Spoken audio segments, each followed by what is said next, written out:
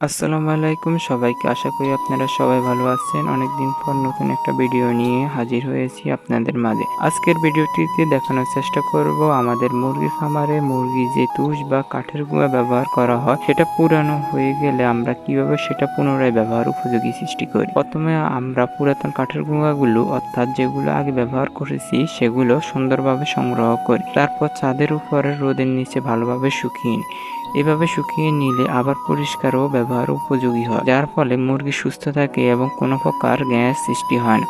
তাহলে চলুন আজকের এই ভিডিওটি মুরগির গ্যাস হলে যেসব সমস্যা হয়, মুরগি খাওয়ার আগ্রহ কমে যায়, ফলে ধীরে ধীরে ওজন কমতে শুরু হয়, বুকের অংশ ফুলে যায় এবং শ্বাস নিতে কষ্ট হয়, ফলে ডিম পাওয়া মুরগি ডিম উৎপাদন কমায় দেয়। গ্যাস জমে থাকলে খাবারের ভিতরে দুর্গন্ধ সৃষ্টি হয়, যা অন্যান্য মুরগি অসুস্থতা করে। অনেক সময় গ্যাসের কারণে মুরগি দুর্বল হয়ে পড়ে, এমনকি মারা যাওয়ার সম্ভাবনাও থাকে। তাই নিয়মিত পরিষ্কার তুষ বা শুকনো কাঠের গুঁড়া ব্যবহার করলে এই ধরনের সমস্যা থেকে মুরগিকে সহজে বাঁচানো সম্ভব হয়। সাধারণভাবে প্রতি 7 থেকে 10 দিন পর পর মুরগির ঘর পরিষ্কার করা সবচেয়ে ভালো। পরিষ্কার সময় যেসব বিষয়গুলো আপনারা খেয়াল করবেন, পুরাতন তুষগুলো বা কাঠের গুঁড়োগুলো পুরোপুরি সরিয়ে ফেলা, ঘরের মধ্যে বাতাস চলাচলের ব্যবস্থা রাখা, জীবাণুনাশক দিয়ে মেজে পরিষ্কার করা, নতুন শুকনো তুষ বা কাঠের গুঁড়াগুলো ব্যবহার করা। এতে মুরগি থাকে সুস্থ এবং গ্যাস হয় না, যার ফলে ডিম উৎপাদন বেশি হয়। আমিও চেষ্টা করি প্রতি সপ্তাহ অন্তত মুরগির ঘরটা পরিষ্কার রাখার জন্য। আপনারাও চেষ্টা করবেন আমি ভিডিওর মাধ্যমে যেভাবে দেখাইছি মুরগির ঘরগুলো পরিষ্কার করতে,